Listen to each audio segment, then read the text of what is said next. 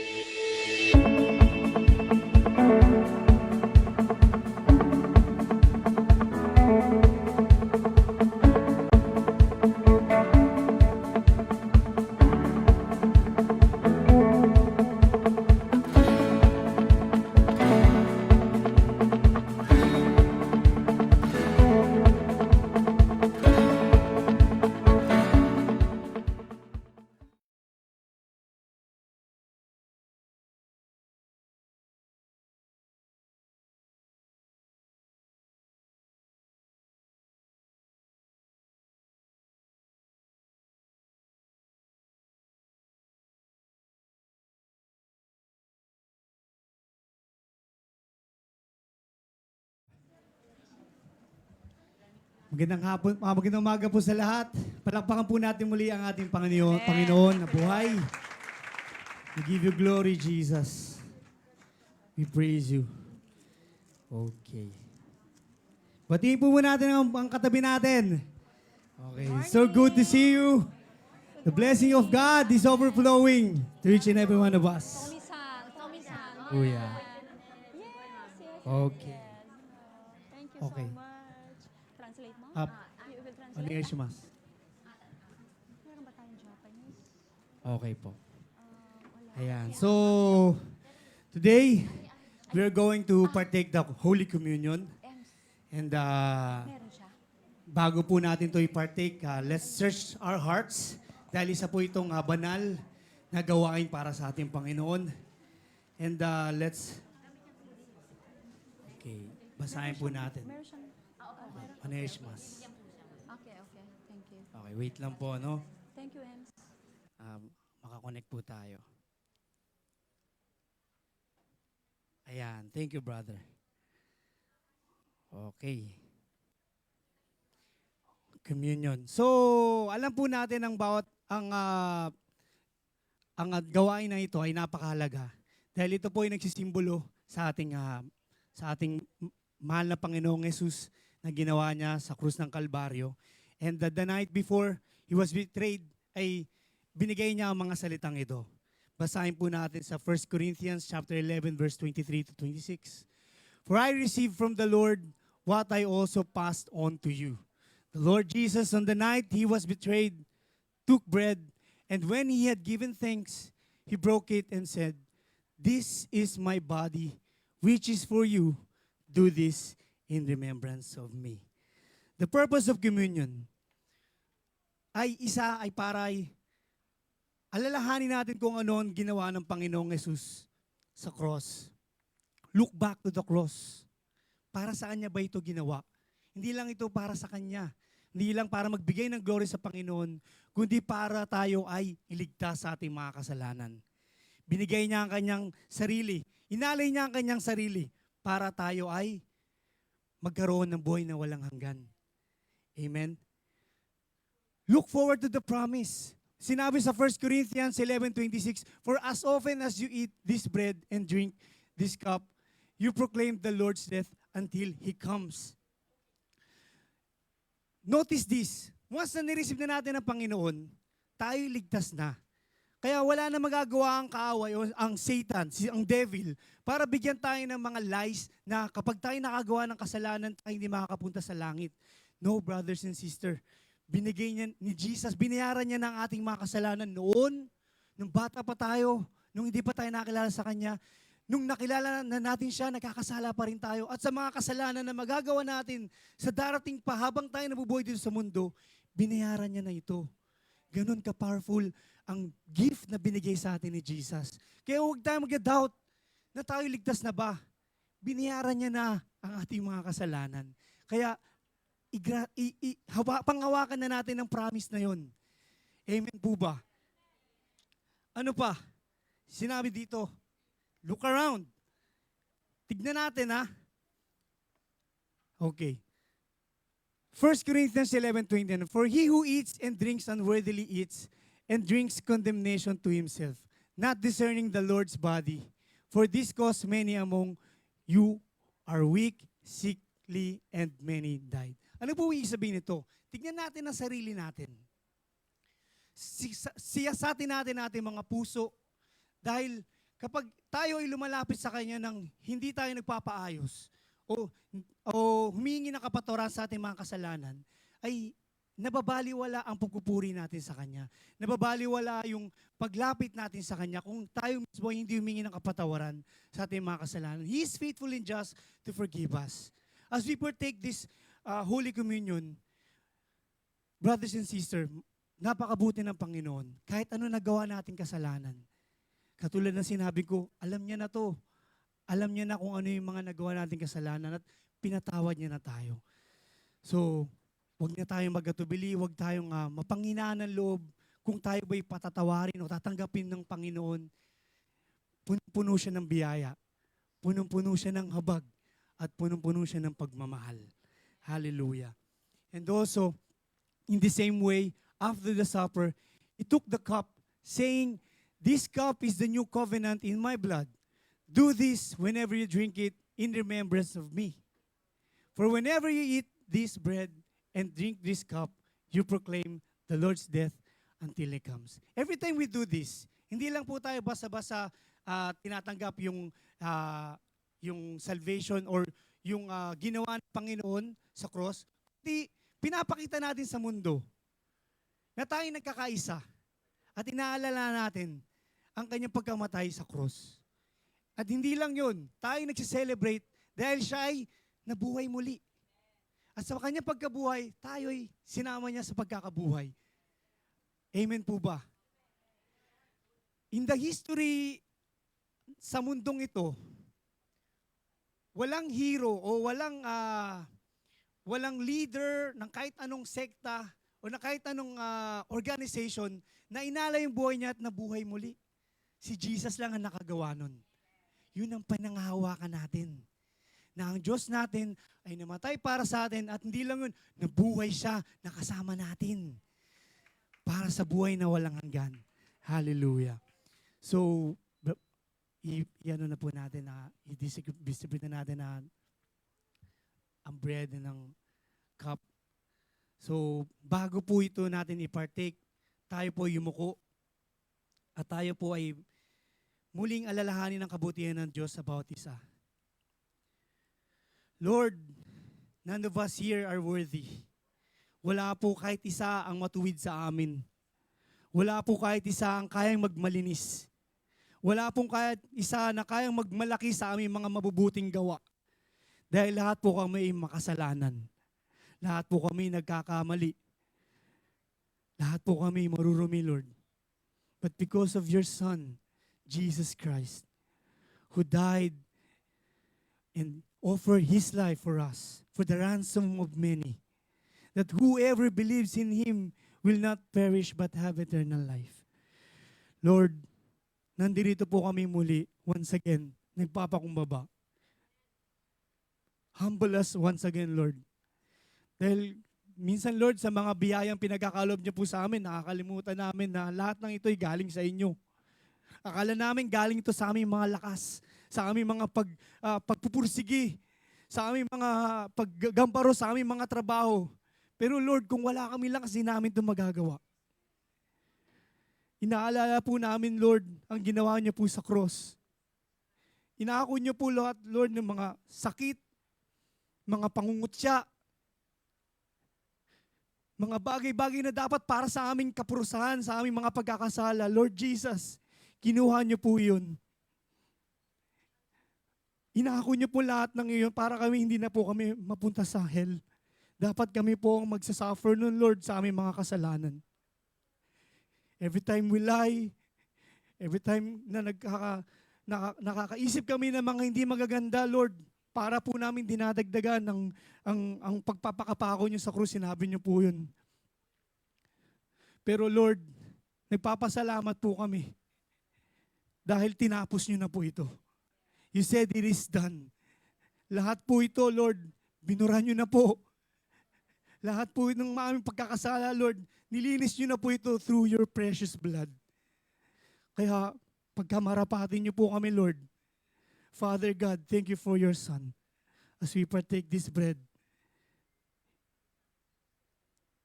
na ang iyong katawan ay nalubay, inalay niyo po ang inyong katawan para sa aming mga kasalanan. We partake this, Lord, by faith, we are saved. We receive you, Jesus. Kainin po natin ang tinapay.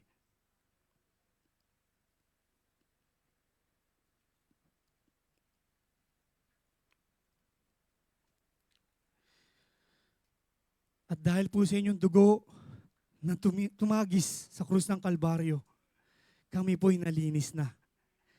White as snow. Thank you, Lord. Dahil wala na pong condemnation sa bawat isa. Dahil po sa inyong finished work on the cross, kami po'y malinis na. At malaya na po kaming makalapit sa inyo. Malaya na po kami makareceive ng blessing ninyo. Malaya na po kami makapagpuri sa inyo. Dahil po ito sa inyo, Lord Jesus, sa inyong banal na dugo, as we partake this cup, patuloy niyo po kaming pagkalinisin at maging katulad ninyo. Let's partake this cup.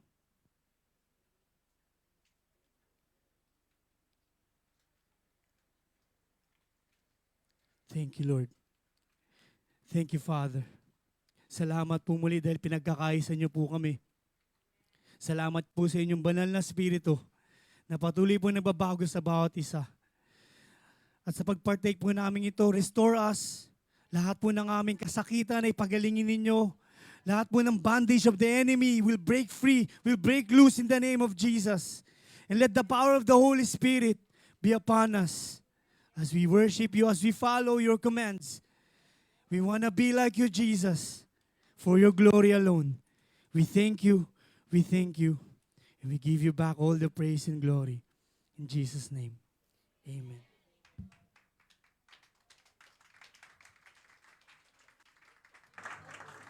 Okay na to, no? Nakauna. Okay, thank you. Okay, praise God. Glory to God. The Lord has risen from the grave. Siya po ay nabuhay at meron tayong sinasamba ngayon na Diyos na hindi patay kundi siya ay buhay. Kung naniniwala ka na ang Diyos mo ay buhay, palakpakan po natin ang Diyos na siya ay tunay na dakila, siya ay Diyos na pinagpala. Dahil tayo po ay kanyang pinagpala. Our God is really a God who loves us with unconditional love. And meron po siyang magandang plano sa buhay natin. Pakisabi mo nga sa katabi mo, may magandang plano ang Diyos sa buhay mo. Kung alam mo lang yon. Yeah, may magandang plano ang Diyos sa buhay natin. Kahit ang pakiramdam mo ay parang wala, parang madilim pa rin. But you know what? The best is yet to come because our God has called you for a purpose of not causing you to suffer. Pero meron siyang magandang plano. It's just so happen na hindi lang perfect ang buhay natin. Dahil hindi naman talaga magiging perfect ang buhay natin habang tayo ay nandito sa mundong ito. But we believe that our God is true to His promises, and His promises are yes and amen in Christ Jesus. So kung naniniwala kang marami na bang nakatanim na pangako ng Diyos sa buhay mo ngayon? Magmula nung ikaw ay nakakilala sa Lord, nagbasa ka ng Bible, are those promises written on the tablet of your heart? Pakihawak mo nga yung dibdib. Lord, pakiulit mo sabihin ko, Lord, nasa puso ko po ang mga pangako ninyo. Tinatanggap ko, inaangkin ko. Kahit medyo may delay, pero pag ang hinihingi ko ay ayon sa kalooban nyo, mangyayari ito. Ito ang aking dalangin ng may pasasalamat sa pangalan ni Jesus. Amen and amen. Ayan. Palakpakan natin ang Lord. Glory to God. Okay. So, by the way, before I pray, I would like to say muna na kung makikita nyo, wala pong aking partner. Tama ba?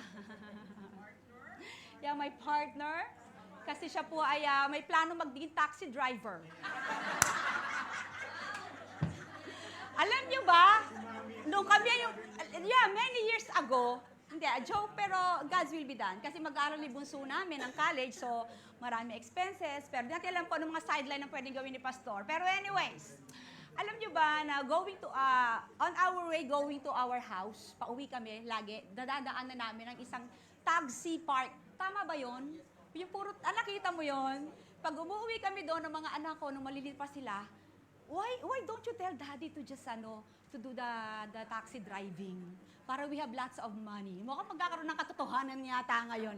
Actually, nag-aaral po siya ngayon ng driving school by the grace of God. So, kung kailangan niya mag-taxi driver para mapag-aral yung bunso namin ng college, by the grace of God, so be it. Pero hindi, ewan ko lang. Anyways, sinasabi ko lang, di natin kung anong gandang plano ng Lord. Yun. So, God's will be done. And the will of God is always the best for His children. Anyway, so we will continue our topic, ang ating pong series sa ilang buwan na nakaraan. And we are still in the book of Mark. Tayo po ay manalangin ngayon. Hallelujah. Father God, we just want to say hallelujah because it means praise the Lord. There are so many reasons why we are praising you and thanking you because you have given us life that is eternal. Now one day we will see you face to face and we will go to heaven, not to hell. Thank you for giving us perfect peace that comes from your word and even the unspeakable joy that comes from the Holy Spirit and the wisdom in all decision makings. And even as we feast on your word this morning, allow us, Holy Spirit, to have that full understanding. At hindi lang namin ito mauunawaan, kundi, Lord, ito'y aming i-meditate, magsisink in sa kaibuturan ng puso namin upang ito'y aming magampanan, magawa, at maging katulad ninyo. And that is the greatest desire of our heart, is to become more like you each day, Jesus. Holy Spirit, this is your moment. Speak to your people. The anointing is upon this place to break every yoke. Matanggal ang mga dapat matanggal. Mawala ang dapat mawala, madagdag ang dapat madagdag, at hayaan ninyo ang kamay ninyo ang gumalaw sa lugar na ito. To you all the glory, O God, in Jesus' name, amen and amen. So glory to God. Anyways, okay, so tayo po ngayon ay nasa Mark chapter 1, and I entitled this message, The Power of Jesus Over Sickness and Diseases. And demons pala, sorry. The power of Jesus over sickness and demons. So, for the last weeks, pinag-aralan na po natin kung ano ang kapangyarihan ni Jesus sa may sakit at sa mga demonyo. Of course, hindi limitado ang kapangyarihan ng Diyos sa sakit lang at sa mga gawa ng demonyo sa buhay mo. Sige nga, may gawa ba ang demonyo sa buhay ko ngayon? May ginagawa ba ang demonyo sa buhay ko ngayon? Meron ba akong sakit ngayon? So today we are going to, of course, lagi natin itong naririnig eh. Pero let us just open our hearts today that God is going to speak to us. Kasi meron naman, sa pagbabasa natin ng Bible, if you really go deep into the Word of God, hindi lang yung laging naririnig mo linggo, ay, alam ko na yan, power over sickness, power over demons. Of course, alam mo na yon. Pero as you go deep into the Word of God, and you really ask the Lord to speak to you, and then the Lord will reveal His Word and Himself to you. So pag-aralan po natin ngayon kung ano matututunan natin dito sa Book of Mark, chapter 1, from verses 29 through 34. And immediately, he left the synagogue. Yung he doon, that is Jesus Christ, okay? And immediately, agad-agad, umalis si Jesus Christ sa synagogue. O, remember nyo ba yung synagogue na yon? Synagogue is what? It is a house of prayer, a house of worship. That is the place where the Israel or the Jews, they gathered together at doon sila nag-worship. Tulad natin ngayon. Nasa church tayo. This is not synagogue, but this is a place of worship. This is a place we receive instruction. This is the place we worship God and learn from Him. So ganun din yung synagogue. Umalis si Jesus doon dahil meron siyang nagturo siya doon sa synagogue na yon. At pagkatapos ay may pinalaya siya na isang demonyo sa katawan ng tao na demon possessed. Naalala niyo pa ba yung kwento na yon? Okay. Isa lang nag-amen, mukhang nakalimutan na. And immediately, he left the synagogue and entered the house of Simon and Andrew. So si Simon, siya si Peter. Pinangalanan siya later on na ang pangalan niya from Simon to Peter. Magkapatid si Simon at saka si Andrew. Okay? With James and John. So umalis sila ng synagogue, pumunta sila sa bahay na ni Simon na kung saan now, Simon's mother-in-law lay ill with a fever and immediately they told him about her. And he came and took her by the hand and lifted her up and the fever left her. And she began to serve them. That evening at sundown, they brought to him all who were sick or oppressed by demons, and the whole city was gathered together at the door. And he healed many who were sick with various diseases and cast out many demons, and he would not permit the demons to speak because they knew him. So blessed is the word of God as we learn from him today. So anong mapag-aaralan natin o anong makikita natin dito sa Mark 1:29 to 34 na ito? So I have only 3 points to share with you this morning, and I believe that the Lord is going to speak to you because the word of God is living and active. It is double-edged sword. It would penetrate to everyone's heart who is willing to listen. Are you willing to listen?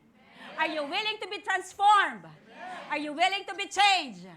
Okay, are you willing to really have success in life? Now, let's go into the Word of God. Number 1. So, alam niyo na itong story nito ha. Pumunta si Jesus, kasama yung apat, doon sa bahay nila Simon, nila Peter, at pagkatapos nandoon yung nanay na may sakit at pinagaling niya. At pagkatapos ay dinala ng mga tao kay Jesus, yung mga may sakit, at lahat ng may sakit at lahat ng mga inaalihan ng demonyo o nadidemon possess o may problema sa evil spirit, pinagaling lahat yan ni Jesus Christ. Now, let's go to the Word of God as we learn from Him this morning. Number 1 point na gusto ko itong maturo sa inyo ngayong umaga. Come to Jesus for someone's healing. Bakit ka nagpipray? Kasi meron akong sakit. Bakit ka nagpipray? Kasi meron akong pangangailangan, may pera ako, wala akong pera. Why do you pray? Kasi busted ako sa nililigawan ko. Why do you pray? Merong kabit ang aking asawa. Why do you pray? Rebelde ang aking mga anak. Wala kasi akong trabaho. So I'm praying. Pero dito, sa binasa natin, this is not about Peter or James and John and Andrew, but it's about other person na merong pangangailangan. Kasi kadalasan, pag nag-pray tayo, anong prayer natin? Sarili. Tama? Sarili. Lord, give me this. I want, Lord, to really be blessed by a good job, a good family. Fine. There's nothing wrong with that.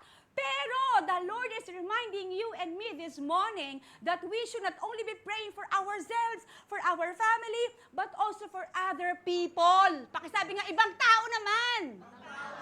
Ayan. Pag ikaw ay nagsisimula ng manalangin ng ibang tao at hindi na lang sarili mo, that means you are growing up. You're getting higher in your faith, in your maturity. Pag hindi lang puro sarili at pamilya mo ang pinagpipray mo. It should be other people also. Kasi nakalagay dito, in Mark 1:30, now Simon's mother-in-law lay ill with a fever. And immediately, they told him about her. Nasa verse 30 yon. So, doon pinagaling niya, kung basahin natin 31 to 32, 31, pinagaling niya. And then 32 again, that evening, at sundown, they brought to him all who were sick or oppressed by demons. So, tingnan niyo the word they. Dalawang beses yung they and they. So, ibig sabihin yan, the people, okay, na nandoon present in that place. Hindi nila, "Uy, Jesus, pagalingin mo ako, may problema ako sa bahay. May sakit ako." Okay, so siguro kasama rin yun. Pero hindi sila naging selfish. Pinakiramdaman nila kung sino ba yung mga tao na may sakit dito na we really need also to bring to Jesus. Now, I want to remind each and every one of us today that God is pleased if you are going to pray for other people also. Kasi sabi ng Bible, pray for one another. Hindi sinabing pray for yourself, although that's fine. Pray for yourself and be encouraged. Pero pinapaalalahan ka ng Diyos ngayon kasi you are not just an ordinary person o Christian. You carry the name of Jesus Christ. Tama? Dala mo si Jesus Christ, Kristiyano ka. Kaya kinakailangan maging instrumento ka for other people's blessings and breakthrough. Sabihin mo nga, dapat instrumento pala ako ng Diyos. Yes.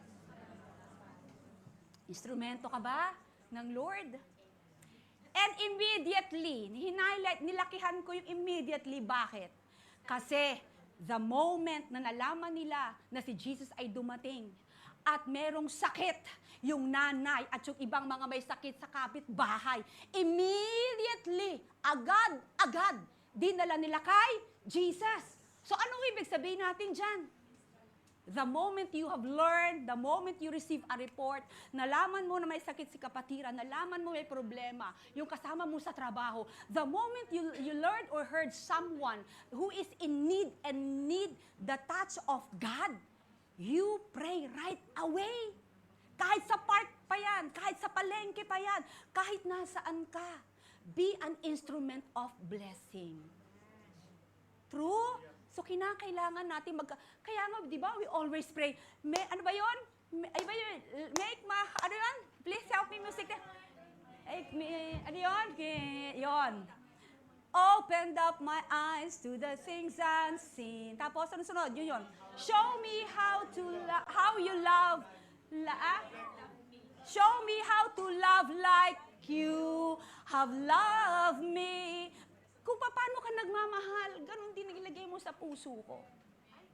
So it's my prayer that all GFCF members, we are not only praying for ourselves, but we really do care praying for other people. Kaya alam niyo, ang number one prayer ko lagi, sa totoo lang, Lord, give me love and compassion.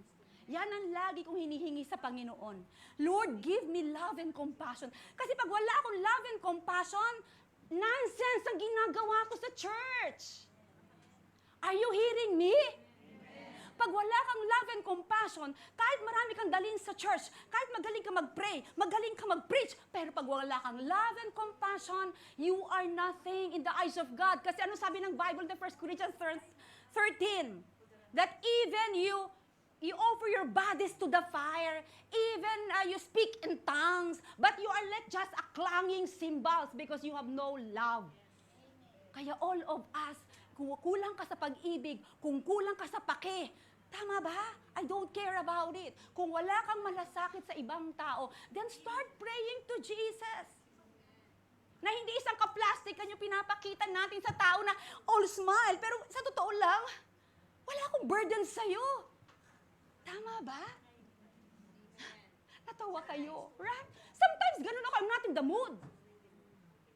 Pero I need to show love pa rin. I need to show compassion pa rin. And the more you fake it, the more you will master it. Kasi the Lord is helping you. His grace. Giving you the grace so that you can do it. So anyways, immediately, agad-agad nating dalhin sa... Kaya sometimes ganito ako eh. Pag meron kayo na-receive na message sa akin, not all the time, pero pag may single kayo na na-receive na sa akin minsan, during my prayer time, merong ini-impress si Lord sa akin. And I just message the person right away. Kasi pag sinabi kong later ko na siya gagawin, ang dami ko nakakalimutang i-message. Pero pag sinabi ng Lord sa akin, message him right away, message her right away, she needs comfort, he needs comfort, and then yun, by the grace of God. So immediately. So how are we going to apply it? Someone needs Someone needs Jesus, salvation, healing, deliverance, comfort. Be an instrument through prayer. And sometimes prayer is accompanied with action. So, hindi mo lang siya ipagpipray, kundi kailangan minsan may action tayo. Kailangan mo nang pumunta sa bahay niya, or tawagan, mag-message, or anything that God would lead you to do to a specific person. So, ang lesson dito, pumunta ka kay Jesus hindi lang pang sarili mo, kundi para ipanalangin mo rin ang ibang tao. Ang sarap, di ba, ng pakiramdam nang meron nagpipray para sa'yo? Right? Kahit di mo naman sabi, honestly, we're not messaging you always na, pinagpipray kita. Hindi yun right? Pinagpipray mo sila because you love praying people. Because it's a joy to see people being blessed by God kasi may contribution yung panalangin mo para sa kanila. Ginamit ng Lord yun. To God be all the glory. Now, meron din kasi sa Bible na niremind tayo dito doon sa, remember, itong the paralytic man and his friends. Lumapit itong mga magkakaibigan na ito dahil yung, syempre, paralyzed, so hindi siya makakalakad. Tama? Wala siyang strength, wala siyang capacity and ability to bring himself to Jesus. Pero nag-effort yung 4 niyang kaibigan. At yung 4 niyang kaibigan, kasi masyadong ang daming tao doon sa place na yan at hindi sila makapasok sa pintuan. So ang ginawa nila ay binutas yung bubong nila at pagkatapos ay binaba nila doon sa mat yung paralytic man. And this is also a story from the New Testament, how we are encouraged by the Bible and by God that we should also be a blessing to other people. Okay po ba yon? Kaya palakpakan yung sarili nyo kung kayo ay ginagamit ng Lord sa buhay ng ibang tao. Minsan kasi maraming problema, maraming kabisihan, kaya hindi na nagagawa to, no? Yung pagtulong sa kapwa. So anyways, another example from the Old Testament. Si Naaman, he is the valiant soldier. Valiant soldier. Ito yung Israelite, yung babae na maliit na yon. Siya ay slave ng kinonquer ng Assyrian, what they call that, yung Israel. At siya ay naging servant dito sa bahay nila. So si Naaman, meron siyang leprosy. At sabi nung servant sa kanya, naku, master, kung alam mo lang na merong prophet doon sa Israel, pagagalingin ka. Sabi nung bata, kung yung bata, sinabi niya, wala akong pakialam sa'yo. Kahit mamatay ka sa leprosy mo, I don't care. Alam mo yon? Pero because of the compassion and the care of the servant girl to her amo, to her boss, to her employer, sinabi niya, Master, punta ka sa Israel, may propeta doon. Yun. At to make the story short, gumaling yung si Naaman na yan. It's because of the help of the little girl. So sino kaya ang little girl sa atin dito na you are getting out of your comfort zone? Tama? You are getting out of your comfort zone para mag-extend lang ng help and encouragement and support sa mga tao na nangangailangan ng time o encouragement o sabihin natin ng hope on that very moment. Okay, so you come to Jesus for someone's healing. Pakisabi nga, someone. Ayan. So ngayon, may tanong ako sa inyo, who needs God's touch today? Sige. Sino nangangailangan ngayon? I want you to apply this now, right now. Sino sa tingin nyo nangangailangan ng healing ngayon? Ng financial blessing? Sino nangangailangan ngayon ng restoration? Sino nangangailangan ngayon ng bagong trabaho? Or anything na hopeless and helpless and depressed siya? May panic attack siya? Nawalan siya ng kayamanan or anyone? Can we pause for a while? And then let's lift them to God in prayer? Kahit mga 10 seconds lang, because we believe that prayer is powerful and prayer works. When we pray, we give God the opportunity to work on our behalf and on behalf of other people. Lutin ko pag nananalangin ka, binibigyan mo ng kapangyarihan at abilidad at kapasidad ang Diyos para gumalaw siya sa buhay mo at gumalaw siya sa buhay ng ibang tao. So, okay, let us pray for a while. Sige, you just do it 10 seconds. Sino kaya ang tao na yan? Salvation ba ang kailangan ng tao na yan? Hope ba? Peace? Nawawalan ba siya ng pag-asa? God, I just...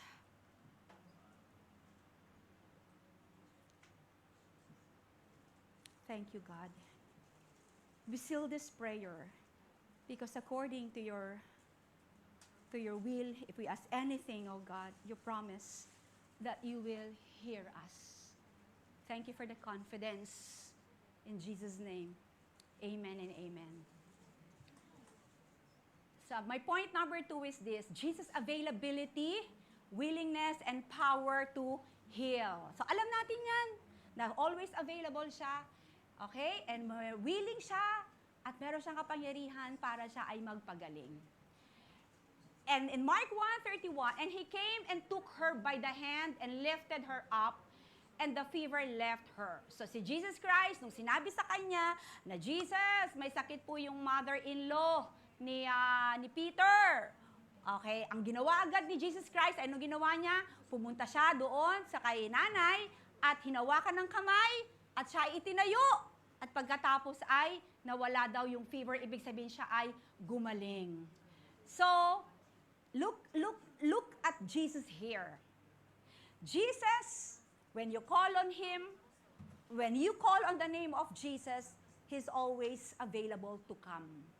Okay. Maaaring sabihin nyo, hindi naman eh. Hindi naman siya lagi dumarating. Tama ba? Minsan nga, ang tagal-tagal ko na nagpipray eh. He doesn't come quickly. Hindi siya immediate pumunta. Wala siyang action kaagad. Well, we know that exactly, that hindi lahat ng mga hinihingi natin sa Panginoon ay lagi naman niyang ibinibigay agad-agad. Because God has good reasons and purposes why God doesn't give our prayers right away. Kasi bakit? Kasi gusto niya na lalo kang dumepend. Di ba ang isang anak pagka nangihingi ng allowance, o kaya may pinabibiling sapatos, o kaya ay may gustong bilhin, merong gusto, ha? Ano daw? Nagpaparinig ba? Mom, I like this. So, may pera ka, bilhin mo. Anyways, ganito yan. So, ang point lang natin here is, di ba, pag dinidelay ni nanay at ni tatay, yung gusto ng bata, the more na lumalapit yung bata sa kanya. Nagre-rebelde ba? I don't know kung may nagre-rebelde, pero yeah, sometimes meron. Pero the point here is, if God delays something that you are asking from Him to give it to you, dahil meron siyang gustong makita sa'yo, may purpose siya, na gusto niya tumibay ka, gusto niya maging sweet ka pa, gusto niya magbasa ka pa ng Bible, gusto niya maging loving ka pa sa Kanya, gusto niya magpakita ka pa ng dependent sa Kanya. Kasi pag binigay niya na sa'yo, babay na kaagad, tama? Maaring ang lamig-lamig mo na naman sa Kanya. Pero what we are being reminded this morning is this: Jesus is really willing to help and to make Himself available to you when the need comes to your life. Pakisabi mo nga, buti na lang may Diyos ako. Tama? Alam mo, grabe no, if we do not have God like Jesus, if we are worshiping and serving other God than Jesus, siguro masyado na tayong, ang dami ng sisa dito, ang dami ng basilyo dito. Tama? Alam mo yun? Ang dami na rito mga baliw. Tama ba? Isa na siguro ako doon. Tama? Isa ka na din siguro doon. But we have God who really cares for us. And when we call on Him, He comes to us. Kung di man niya sasagutin lahat ang panalangin natin, agad-agad, pero yung peace binibigay niya, tama? Yung hope binibigay niya, yung assurance na all is well. It is well with my soul. Ang lahat ng ito ay kayang-kaya niyang ibigay sa atin, pero maghintay lang tayo. So anyways, ang point dito is, He came and He took her by the hand and lifted her up. Alam niyo, nung binabasa ko to, sabi ko, Lord, walang kahirap-hirap si Jesus na nagpagaling. Hinawakan niya lang, tama ba? Hinawakan niya lang at pagkatapos ay hinawakan ng kamay at gumaling na. Sana all. Tama? Tayo, anibiyok kayo! Lumayas ka! Diba? When I was reading this verse, sabi ko, Lord, okay, I want you to lift up your hands. Sige nga. Lord, Sabihin nyo, ulitin nyo, sasabihin ko, Lord. Wala namang imposible sa inyo, di ba? I surrender to you my hands. Use my hands to touch the lives of people, to save them, to heal them, to bless them, to give them hope, encouragement, peace, and comfort. Tulungan mo po ako na gamitin ko lang ang kamay kong ito para sa kaluwalhatian mo. Gagamitin ko rin ito para punuin ko ang kayamanan ng kaharian mo. Kaya pagyayamanin mo ang gawa ng aking mga kamay. In Jesus' name, amen and amen. Hallelujah. Diba, wala siyang kahirap-hirap, pero may Holy Spirit naman tayo. So, alam niyo ba, sabi ng Bible, according to your faith, it shall be done to you. Kahit di pa nagmamanifest sa kamay ko, na pag hinawakan ko ay magaling na siya, it's fine. I will keep on praying for people. Kahit na hindi pa nagmamanifest ang restoration ng buhay niya, I will keep on giving wisdom and encouragement to that person. Tama ba? Never give up. Hindi naman nagmamanifest right away eh. Pero si Jesus walang kahirap-hirap. Diyos siya, right? Pero we have the Holy Spirit. And God has commanded us to go and make disciples. So nandoon yung command ng Diyos na lumayo ka at ako ang bahala sa'yo. Oh, glory to God. And He healed many who were sick with various diseases. Eto pa, alam mo nung binabasa ko to, and He healed many who were sick with various diseases. Sabi ko, gaano ba kadaming sakit? O, ilang sakit meron ka ngayon? Sana wala. Bulsa? Wow! Diba? Sabi ni research ko, Lord, ilang bang diseases and sicknesses ang meron sa mundong ito? I found out that there are 26,000 kinds of sickness and diseases. Yun ang sinerch ko kay Google. So, ibig sabihin, kahit anong dumapo sa katawan mo, wow! In Jesus' name, wag! Pero this is the point here. That if God healed those who were sick in the past, wag mong tanggapin na may sakit ka ngayon because your body is the temple of the Holy Spirit. Every time na ako'y nagpipray ng mga body ko, Lord, my body is the temple. How could I preach? How could I teach? How could I be used by you kung may sakit ang katawan ko? So anyone today who is sick, I am challenging you, stand on the word of God. Various diseases, in the hands of God, nothing is impossible. Kaya pag may nararamdaman ka, kapatid, pag may nararamdaman ka, huwag mong tanggapin, Lord, this is temporary. Tinuturoan mo lang ako, disiplinahin ang katawan ko na huwag maraming sweets. Ay, ang dami kong kinain na sweets. Nitong buong linggong ito, grabe. Kaya nanaba ako talaga. Oo, ang dami kong kinain na sweets. Ube cake, ube makapuno cake, cheese tart. Nagpunta pa kami ng Zizler. Ang dami kong kinain na leche flan. Ay, grabe, as in. Okay, pero anyways, pero ang ginagawa ko, technique lang naman ito, okay? Para sa mga matataas ang cholesterol o sugar nyo. Kumain kayo ng one time tapos mag-intermittent fasting na kayo para nagkakaroon kayo ng detox at napapahinga mga organs ninyo. Okay? So anyways, pero meron pa kayong mga medical tips dito and health tips. So we are going to really be blessed knowing that God is a healing God. At lahat po ng may sakit sa atin ngayon ay kaya niyang pagalingin. So Lord, I speak healing to your physical body right now and to your families and loved ones. In Jesus' name, amen and amen. We receive, Lord, by faith. We receive it.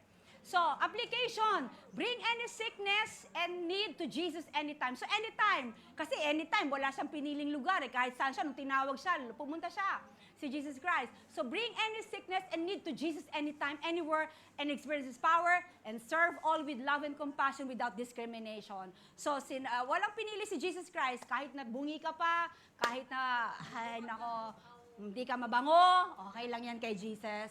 Kahit na ikaw ay amoy lupa, okay lang yan.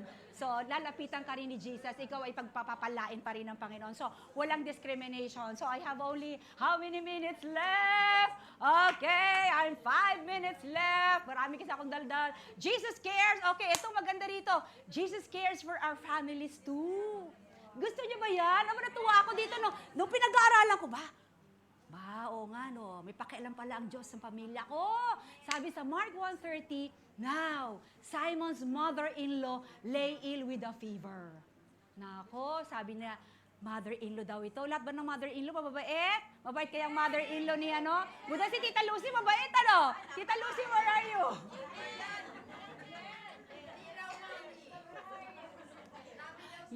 Yeah, you're kind, you're good, mother-in-law. So, pinagaling ni Jesus Christ. Ang pinakita ng Lord sa akin dito, brothers and sisters, you don't need to worry about your families and loved ones.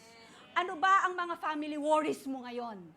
Asawa mo, anak mo, ano bang mga worries mo? Pag-aasawa ng anak mo, ang future mo, nanay, si tatay sa Pilipinas, ano ang worry mo? Pero alam mo ang sinasabi ng Bible kung bakit ko sinabi na our God cares for our family? Yes, it's because in 1 Peter 5:7, cast all your anxiety or cast all your cares, cast all your pains, cast all your concerns and worries on Jesus because He cares for you. So yung all na yan, cast all, ibigay mo raw lahat, throw all, o give all, lahat. So yung sa all na yun, kasama yung asawa mo dyan, yung sa all na yung kasamang anak mo dyan. So lahat, yung health mo, kasama dyan. Yung finances mo, kasama rin sa all na yon. So I am reminding you today, you do not have to worry about your family. Pakisabi mo sa katabi mo, huwag ka mag-worry sa pamilya mo. Si Lord ang bahala sa kanila. Yes, Lord God, we pray for our families and loved ones. We bring them to you. You will save them, help them, bless them, heal them, prosper them, and give them success and breakthrough in their lives, and they will serve you also the way we are serving you. In Jesus' name, amen and amen. Okay? Jesus cares for our families. Eto, when you serve God, pag naglilink, di ba hindi ko tabi binasa to. Wait lang po. Sorry. Ay, nako, yung time. Okay.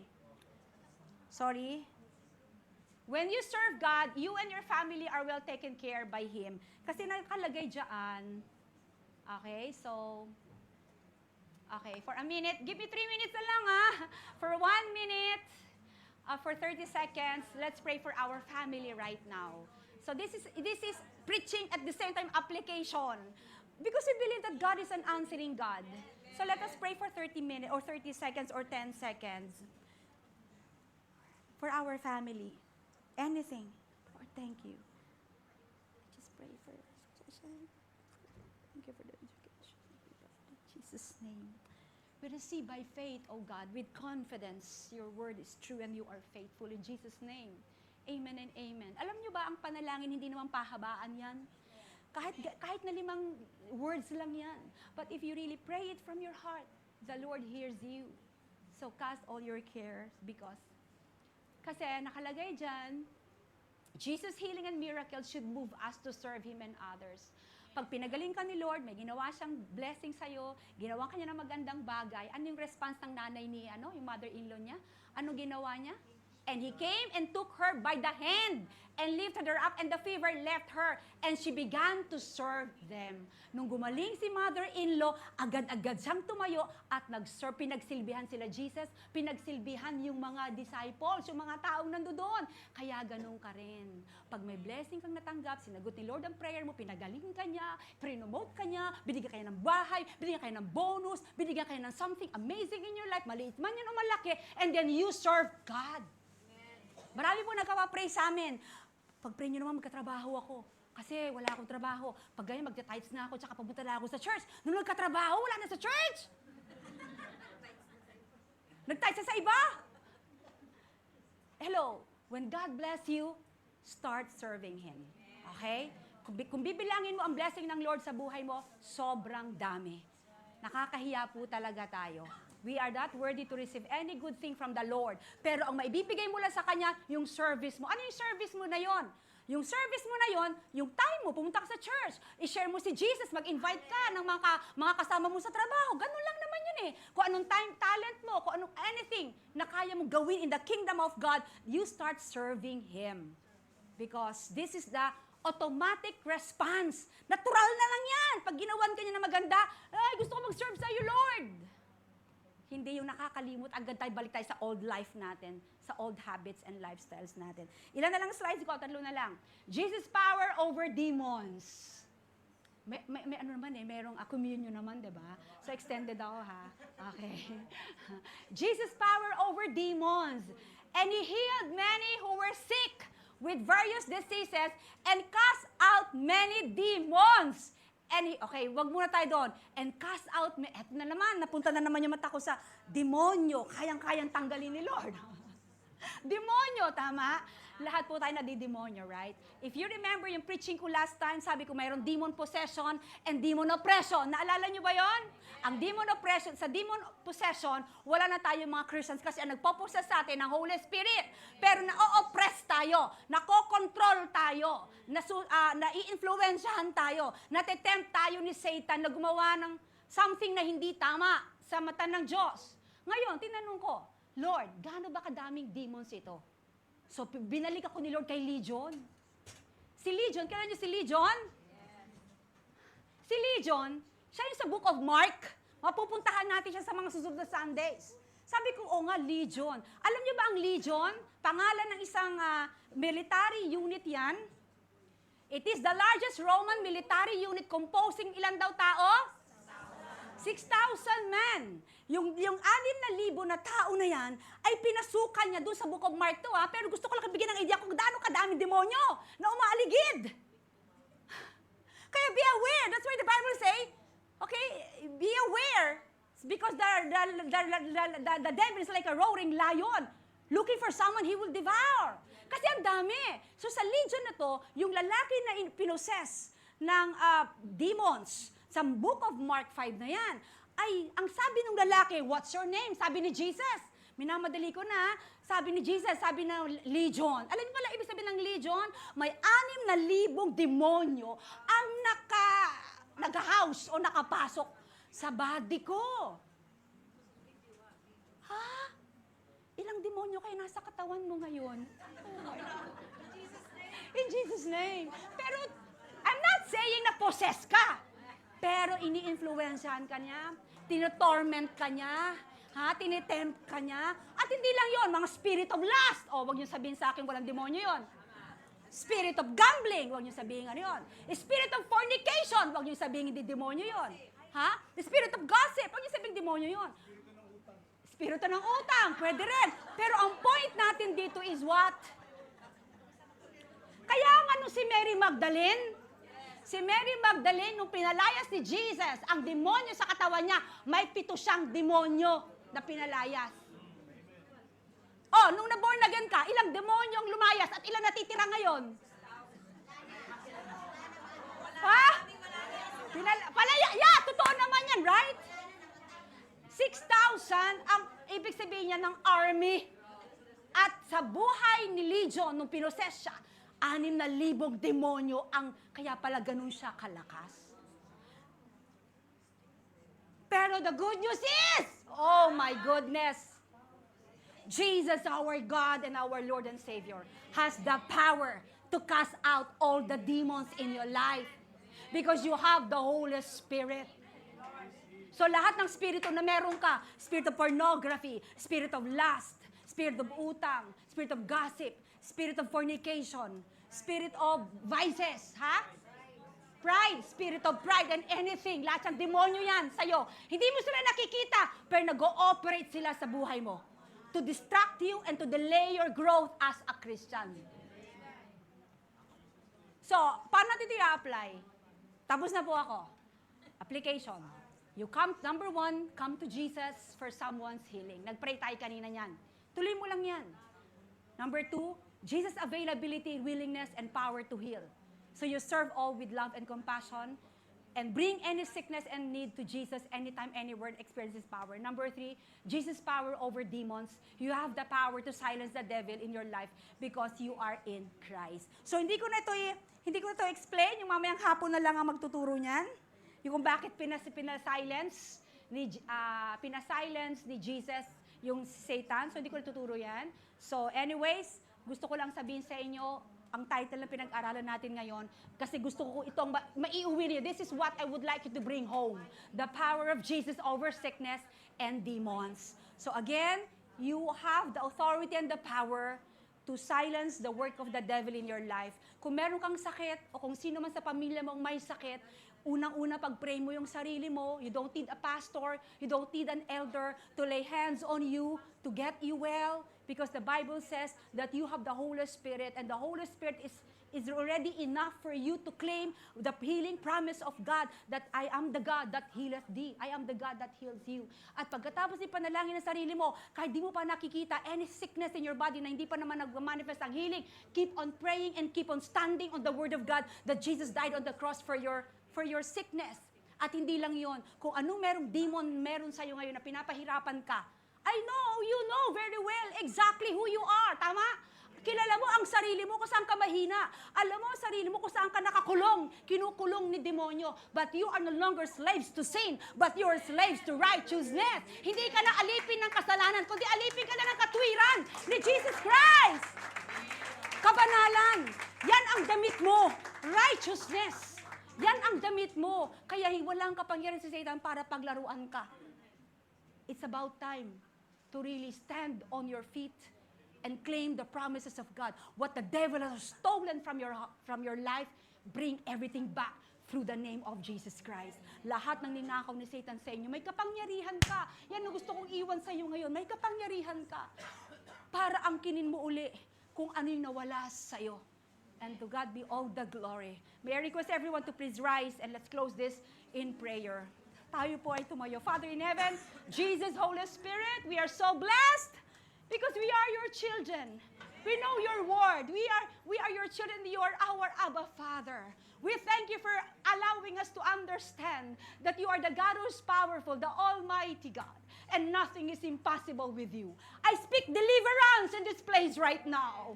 Anyone who is being a victim of Satan in fornication, immorality, pornography, lust, vices, drinking, addiction to drugs, to substance, anything, hopelessness, anxiety, panic attack, anything that the devil is tormenting your people. God, we claim your promise that we are able to cast out all the demons in our lives.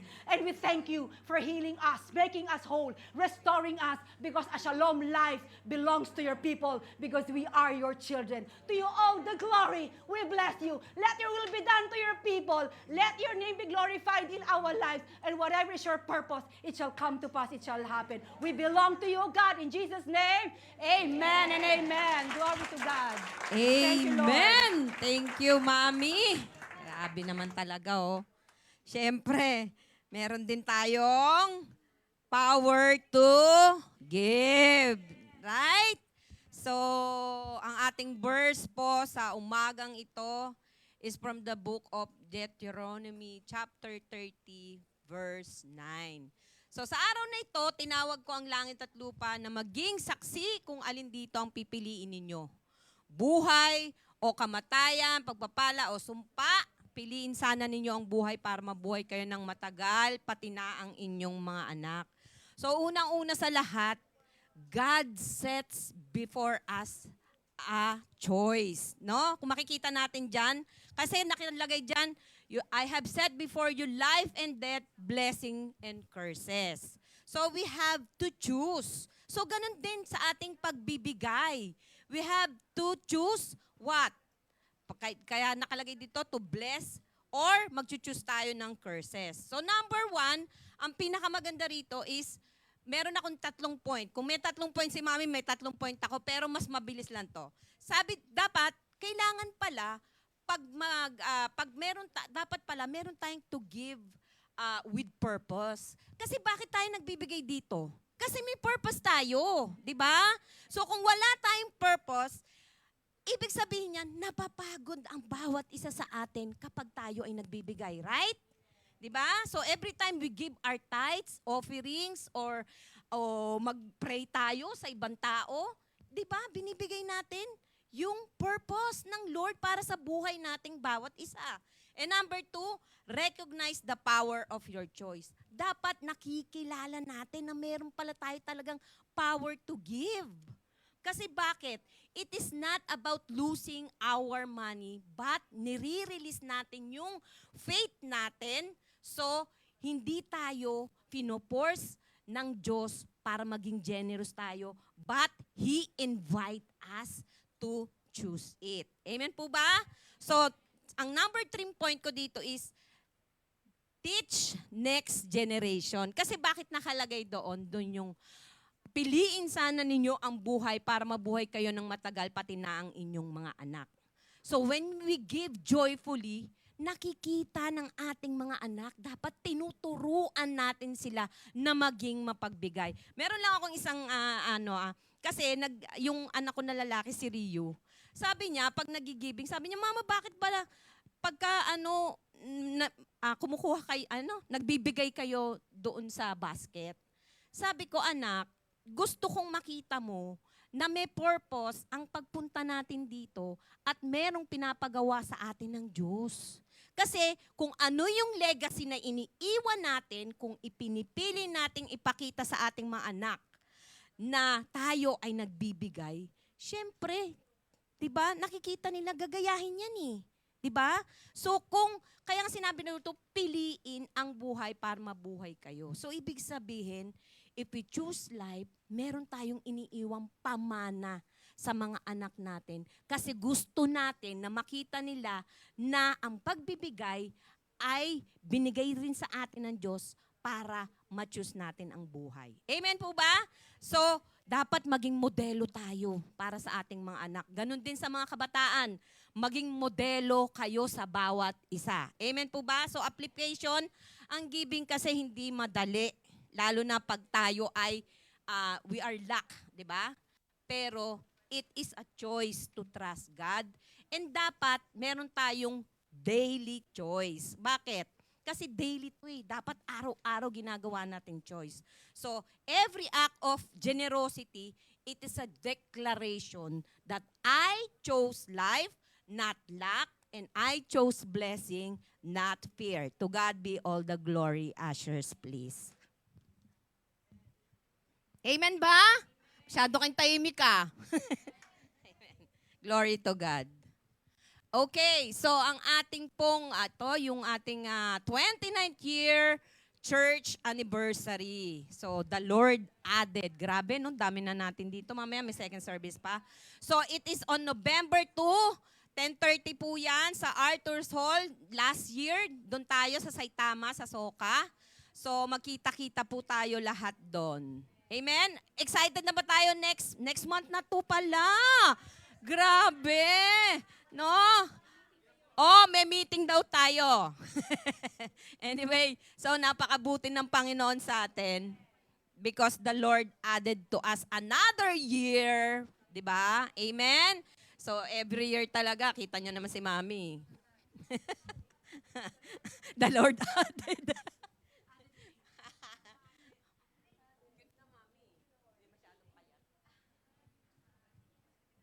So wala na ba tayong, yung next year natin na ba yun? Yung church retreat and water baptism. Next year po yan sa July 17 and 19. So mag-ipon na tayo, mag-start na tayo. So kita nyo yan, 3 days nga ba ito? That's right. Kasi nabitin kami last time. Bitin na bitin, kaya thank you at binigyan tayo na magkaroon tayo ng event. It is a 3 days. Naku, grabe, excited. Dami pagkain dito, di ba? Amen! So, okay, let's pray for our tithes and offering. Father God, we just want to say thank you for giving us the power of giving. Dahil napakabuti mo sa amin, Lord. It is not about us, but it also to give others.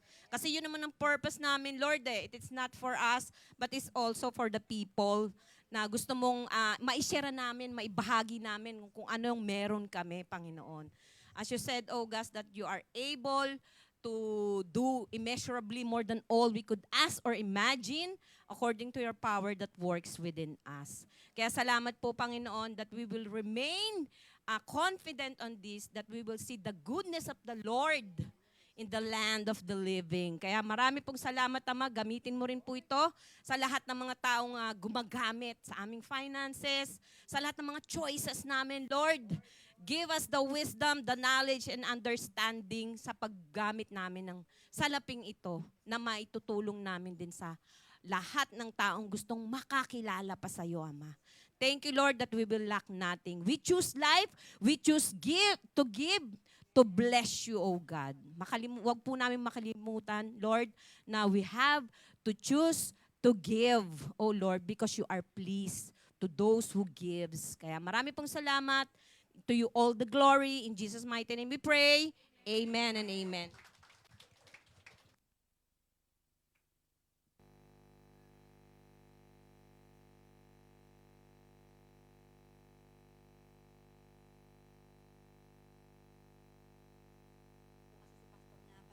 Okay, praise God. So I request everyone to please rise at tatapusin na po natin ang ating worship service.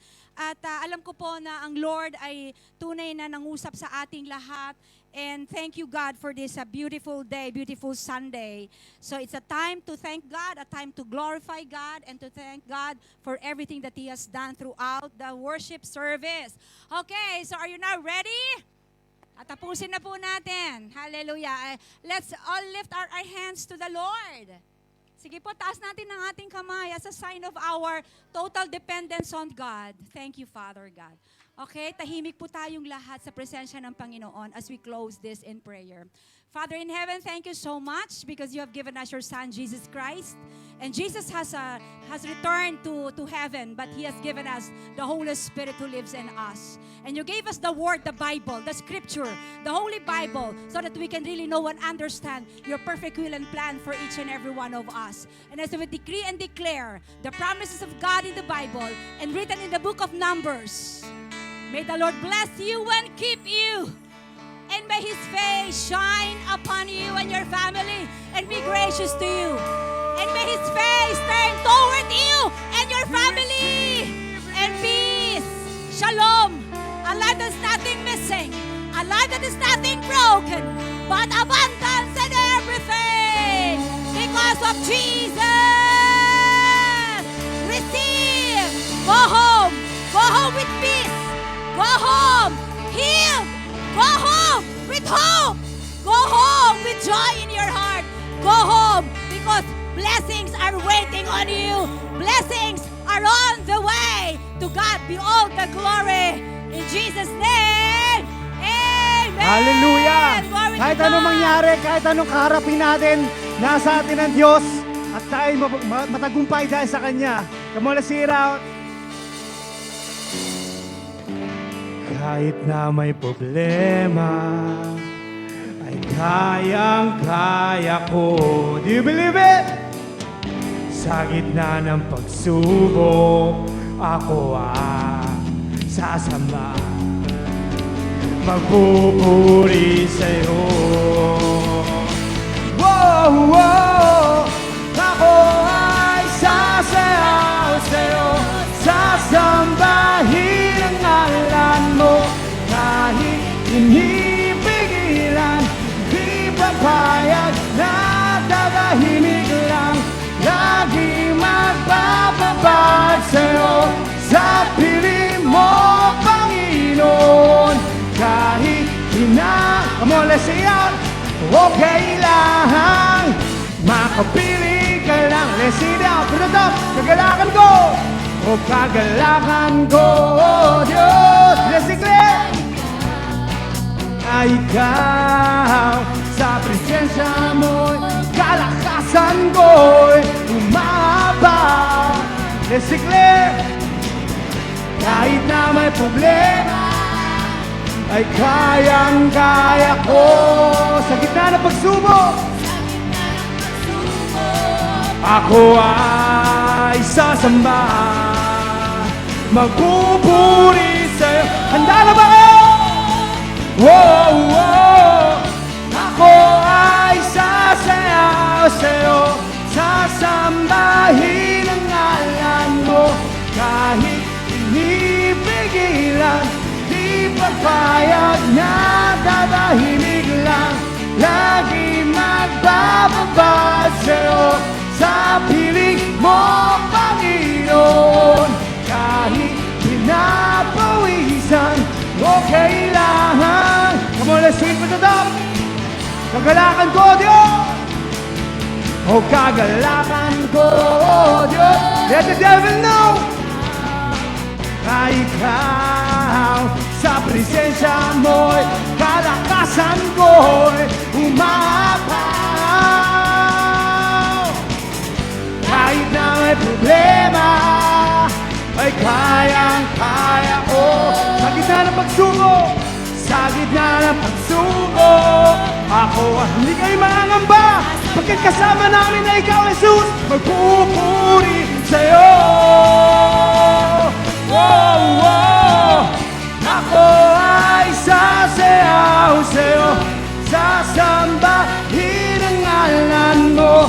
Kahit pinipigilan, di papayag na tatahimik lang. Lagi magbababad sa'yo, sa piling mo, Panginoon. Kahit pinapawisan, okay lang. Makapili ka lang. Ako ay sasayaw sa'yo, kahit inipigilan, di papayag na tatahimik lang. Lagi magbababad sa'yo, sa piling mo, Panginoon. Kahit pinapawisan, okay lang. Makapili ka lang, okay lang. Okay lang. Makapili ka lang, okay lang. Makapili ka lang. Whoa. Hey, hey. Hey, hey. Come on, nasira. Dakilang biyaya ni pinalaya mula sa bihag na kasalanan. Pinatawad, pinagpala ng lubusan. Mapipigil, di mapipigil ang pagsamba sa'yo. Jesus, dakila ka! Jesus, dakila ka! Handa na ba kayo, Diyos? 1, 2, 3, 4!